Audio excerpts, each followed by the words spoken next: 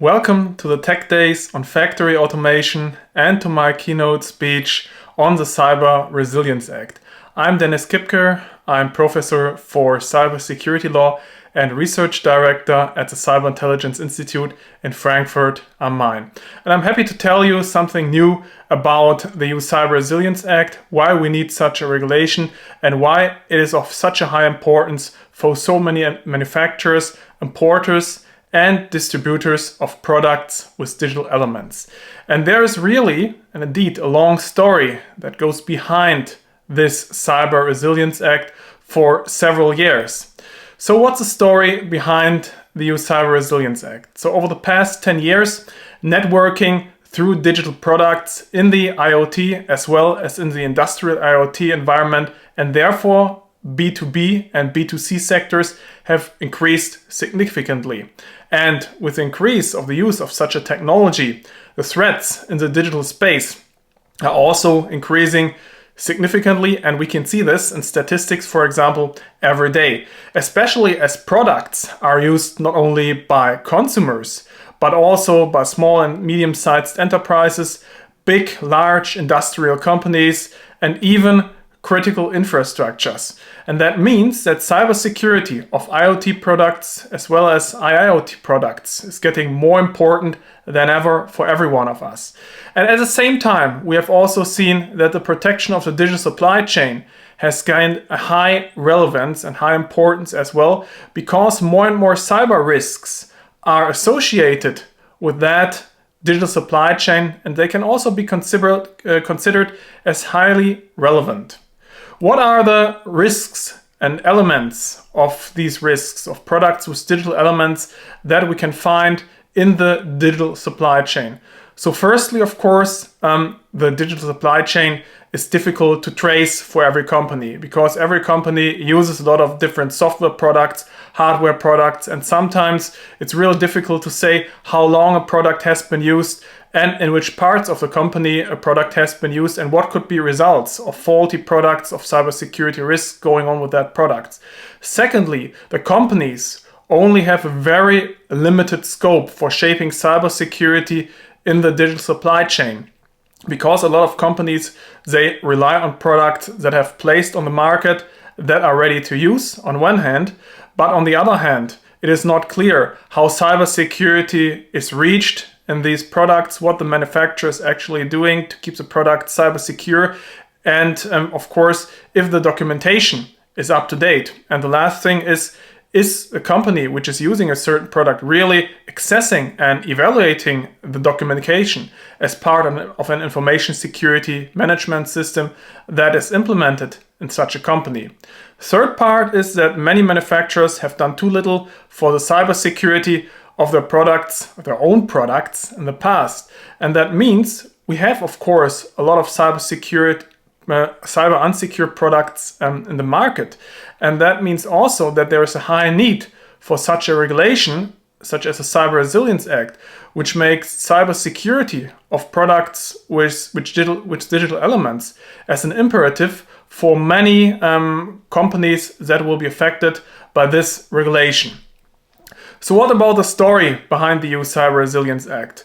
So when we talk about IoT and industrial IoT, we often have thought in the past about safety of products, but not enough about the security of these products. So in the past, product-related security requirements were not comprehensively and generally regulated by any kind of special laws, or did not relate specifically to cybersecurity, but generally mostly to the safety of the products, for example. And for many years, for many decades, this was really sufficient, and as we had a clear distinction between IT and OT.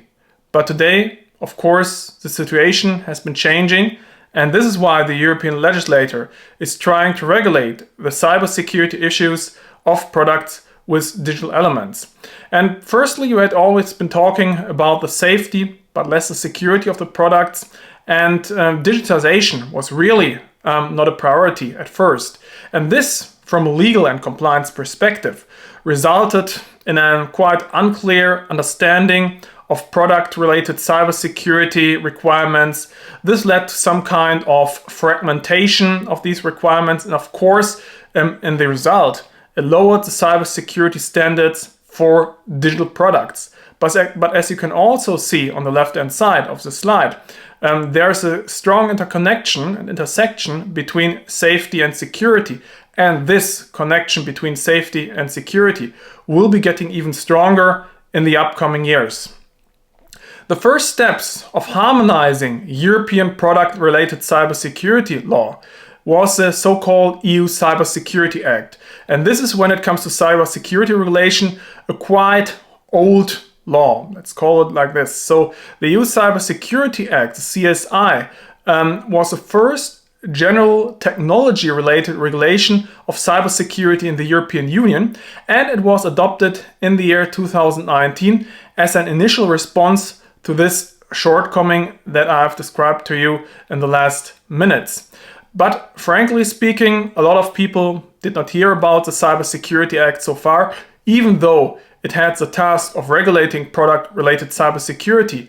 And this is due to the reason that one core element of this Cybersecurity Act is the so-called cross-product regulation of certain security-relevant technologies that are being used in a lot of different products with digital elements, such as 5G technology or cloud technology. And the cybersecurity requirements of these techniques that are being used in products with digital elements are called cybersecurity certification schemes. So based on the CSA, the European Union, and with that, the European Cybersecurity Agency, ENISA, has the duty and the task to identify cybersecurity requirements for these core technologies that I have mentioned a few seconds ago.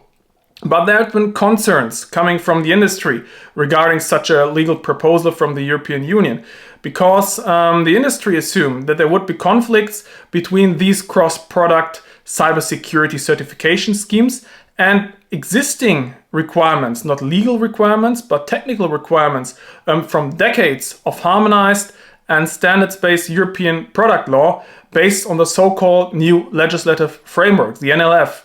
And the NLF is known because in the industry, especially in the electronics industry, this is really a baseline for any kind of security requirements for decades, because the law itself does not concretely define what cybersecurity means. This is concretely defined by technical norms and standards. So coming back to the whole legal policy and systematic background of understanding the EU Cyber Resilience Act, we'll get to the conclusion that this Cybersecurity Act, dating back to 2019, was not a sufficient approach for the European Union to create a union-wide level of cybersecurity for products with digital elements.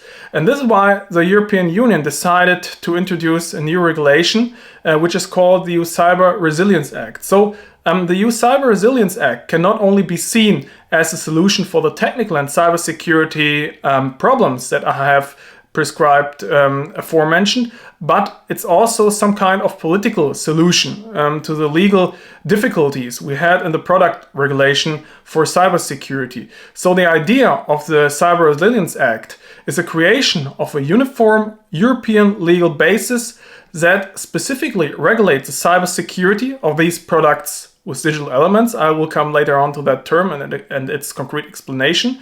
And at the same time, gives industry the opportunity to specify cybersecurity requirements through norms and technical standards. So this is in some way a slightly different approach, but it is to say that the European Cyber Resilience Act also refers to cybersecurity certification schemes according to CSA when an interpretation of these legal terms is being conducted. Regarding the further history of the EU Cyber Resilience Act, I would like to give you some information about the legal policy and systematic background of that law. So regarding the Cyber Resilience Act, the first Commission draft was presented in mid of September 2022. And this law can be considered the spider in the web. So it's not just about the Cyber Resilience Act itself, it's about the whole European ecosystem of legal cybersecurity compliance. So we have here a lot of comprehensive reference points to other European legal acts, but also to international acts regulating cybersecurity of digital products. And I have mentioned on this slide several of them, which can be considered the most important ones, such as the NIS2 directive, the Network Information Security Directive 2. I will come to that point later on as well. The Artificial Intelligence Act, because artificial intelligence is also a product related regulation that we see here. We have the Cybersecurity Act, which I have mentioned a few minutes before. The machinery regulation, we have a new machinery law and a product security law in the European Union. And of course, the United Nations rules on cybersecurity of automated vehicles. And last but not least, the new medical devices regulation in the European Union, which is dealing with cybersecurity from a very specific point of view. Originally, it was planned regarding the Cyber Resilience Act that there would be some relatively particularly restrictive market surveillance requirements for these so-called products with digital elements that have a significant cybersecurity risk. And that you can see here on the left-hand side, because we had two classes of critical products, class 1 and class 2. And in the first version of the draft of the Cyber Resilience Act, this was really an extensive catalog. As you can see here, password managers, network interfaces, firewalls, microcontrollers, operating system, industrial firewalls, CPUs, and secure elements, etc., etc. And this was partially withdrawn or recategorized in the political legislative process. And I will come to this point later on as well. Lastly, before we dig a little bit deeper into the Cyber Resilience Act itself, I would like to give you a very short overview of what the distinction between Network Information Security Directive 2 and Cyber Resilience Act means in practice. Because currently a lot of companies are dealing with NIS2 regulation, how to implement it and how to find out which company will be affected.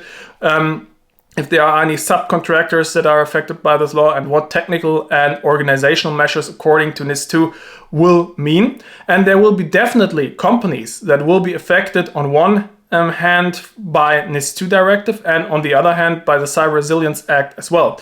And this is a result of a different approach both legislative measures are taking here. So firstly, NIS2 is a company-related cybersecurity directive. And as a directive, it has to be implemented in the European national state law to become effective. And the EU Cyber Resilience Act is a product-related regulation on cybersecurity. So the Cyber Resilience Act will be directly applicable to all companies doing business with products with digital elements in the European Union. So on one hand, NIS2 is dealing with the cybersecurity requirements of the company itself, the interior processes have to be kept secure. And on the other hand, when a company is selling products with digital elements to the market of the European Union, these products have to be cyber secure as well. And this is why even though both legal acts have different legal approaches and directions, they are going for a whole ecosystem of cybersecurity in the European Union, and that's the main approach, and that's also the idea why a lot of companies will be affected by both regulations. To give a short overview, what are the main requirements of the Cyber Resilience Act in detail? So firstly, the Cyber Resilience Act is dealing with so-called products with digital elements, and this is really a very broad definition. There are hardware products, software products, and embedded systems that will be part of the Cyber Resilience Act. Secondly, the Cyber Resilience Act firstly prescribed security by design as a main requirement. That means already software engineers, software developers have to take into account cybersecurity by design in the product design of a certain product with digital elements for the whole life cycle of the product. That means until end of life. Thirdly, the Cyber Resilience Act is dealing with risk assessment and documentation obligations. Legally speaking, when something is not documented, it has not happened, of course. But when you want to consider what are the relevant cyber security risks for your product with digital elements and what security by design means for an individual product, you have to find out what are the results of a concrete and individual risk assessment of each product with digital elements. And as I mentioned at the beginning, there are really a lot of products with digital elements that are affected here, from consumer products up to products that are used in critical infrastructure. So we have very different cybersecurity requirements which will have to be met according to the CRA. The fourth point here is the supply chain protection, including products from third countries. As we all know, nearly no product is a standalone product. Nearly every product with digital elements uses source code or hardware components that come from third-party manufacturers, maybe also from third-party vendors that come from countries outside of the European Union. And as geopolitical strategic tensions are rising, for example, there are also relevant cybersecurity questions regarding this digital supply chain that will have to be asked now and in the future. The fifth and last point regarding the overview of the requirements of the CRA is concerning mandatory security updates by default, because the Cyber Resilience Act says cybersecurity is changing. Threat vectors are changing, new attack vectors are being discovered by cybersecurity researchers, by white hat and by black hat hackers. And for this reason, this is a very innovative procedure, and that means that security of a product can change during the time it is on the market. And this is why there's a duty of manufacturers, for example, to provide security updates by default regarding the cybersecurity of their products with digital elements. What are the main definitions and what means the scope of application of understanding this EU Cyber Resilience Act? So there are some key definitions that are being mentioned in the law, which concern on one hand the scope of application, but show us on the other hand how broad the scope of application of this Cyber Resilience Act really is. So firstly, products with digital elements are defined. So this is one of the key definitions that we find here. A product with digital element is a software or hardware product and its remote data processing solutions, including software or hardware components being placed on the market separately. So coming from this broad definition, you can say we have a really big scope of application here, which considers nearly all products with digital element as relevant according to the EU Cyber Resilience Act. Then it comes to the definition of remote data processing, because nearly every tool today, digital tool and product, is using remote data processing solutions. So what does remote data processing even mean? That is data processing at a distance, the software for which is designed and developed by the manufacturer or under the responsibility of the manufacturer, and the absence of which would prevent the product with digital elements from performing one of its functions. And this is really an important definition, because a lot of IoT products, industrial IoT products, are relying on cloud computing services for the functionality. Third definition here, software and hardware. Also very broad definition. Software, the part of an electronic information system which consists of computer code. Hardware, a physical electronic information system or parts thereof capable of processing, storing, or transmitting digital data. The manufacturer, importer, and distributor, these are also relevant definitions, because these are the three entities that will be directly affected by the Cyber Resilience Act. A manufacturer is a natural or legal person who develops or manufactures products with digital elements or has products with digital elements designed, developed, or manufactured and markets them under its name or trademark, whether for payment, monetization, or free of charge. So again, a very broad definition, and you do not even have to sell your products on the market. When you offer them for free, you're part of the regulation of CRA. Importer, a natural or legal person established in the Union who places on the market a product with digital elements that bears the name or trademark of a natural or legal person established outside the Union. So we have a lot of companies that are just importing products, and they have to make sure in the future that their products that have been imported into the European market are cyber secure as well. The distributor is a natural or legal person in the supply chain, other than the manufacturer or the importer, that makes a product with digital elements available on the union market without affecting its properties. So it's about selling these products on the European Union market. There are some requirements for these products with digital elements that have to be met, and the general rule for these requirements can be found in Article 6 of the CRA. Products with digital elements shall be made available on the market only where they meet the essential requirements set out in Annex 1, Part 1. And secondly, the process put in place by the manufacturer complies with the essential requirements set out in Annex 1, Part 2 of the CRA. And now we will take a look into these Annex 1 regulation, Part 1 and Part 2. And we'll find there very specific cybersecurity requirements. Part 1 of the Annex 1 defines essential cybersecurity requirements which have to be met for a product to be compliant to the CRA when it accesses the European market. So, products with digital elements shall be designed, developed, and produced in such a way that they ensure an appropriate level of cybersecurity based on the risks, be made available on the market without known exploitable vulnerabilities, be made available on the market with a secure by default configuration, ensure that vulnerabilities can be addressed through cybersecurity updates, ensures protection from unauthorized access by appropriate control mechanisms, including but not limited to authentication, identity or access management systems, protect the confidentiality of stored, transmitted or otherwise processed data, personal or other, such as by encrypting relevant data, protect the integrity of stored, transmitted or otherwise processed data, process only data, personal or other, that are adequate, relevant and limited to what is necessary, protect the availability of essential and basic functions also after an incident, have to implement cybersecurity by design, and provide the possibility for users securely and easily remove on a permanent basis all data and settings.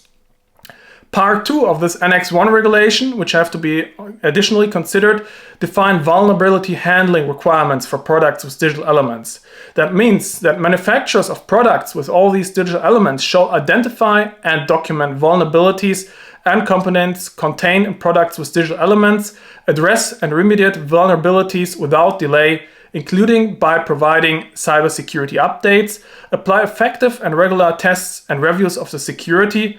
Once a security update has been made available, share publicly and disclose information about fixed vulnerabilities, put in place and enforce a policy coordinated on vulnerability disclosure, take measures to facilitate the sharing of information about potential vulnerabilities in their product with digital elements, as well as third-party components, and provide mechanisms for securely distributing updates for products with these digital elements, as well as ensuring that where security updates are available to address identified security issues, they are disseminated without any delay. Regarding some special categories of products with digital elements, we find still some additional regulations on cybersecurity requirements. And there is a clear distinguishment between important products with digital elements and ordinary products with digital elements. And there's an annex regulation in Part 3 that we can find in the CRA, which clearly defines which products can be considered as important products with digital elements. I will not read everything that you can see here on this slide deck, as you will have the recording of this short presentation as well. But you can see here that these important products with digital elements are used in many kinds of different infrastructures up to critical infrastructure, such as password managers, network management system, security information and event management systems, public key infrastructure and digital certificate issuance software, routers, modems intended for the connection to the internet, as well as switches, and very important for a lot of different manufacturers, smart home general purpose virtual assistants, smart home products with security functionalities, including smart door locks, security cameras, baby monitoring systems and alarm systems, and last but not least, interconnected toys and personal wearable products to be worn or placed on a human body that have a health monitoring included, such as tracking. We have to distinguish between two different classes of important products with digital elements, and the aforementioned products are part of class 1, whereas these products here that you can see on the last slide are to be considered as products with digital elements of the class 2. So firewalls, intrusion detection and prevention systems, tamper-resistant microprocessors, and tamper-resistant microcontrollers. And lastly, there's one last category which considers so-called critical products with digital elements.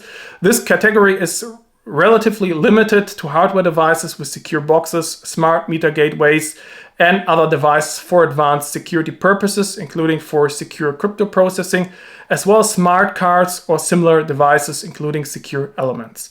And when you're affected by this regulation, for example, as a manufacturer, you have to conduct the following measures. So you have to conduct a risk assessment for the design, development, manufacture, supply, and maintenance of these products. You have to take into account the digital supply chain. That means third-party components must not compromise the cybersecurity of the end product.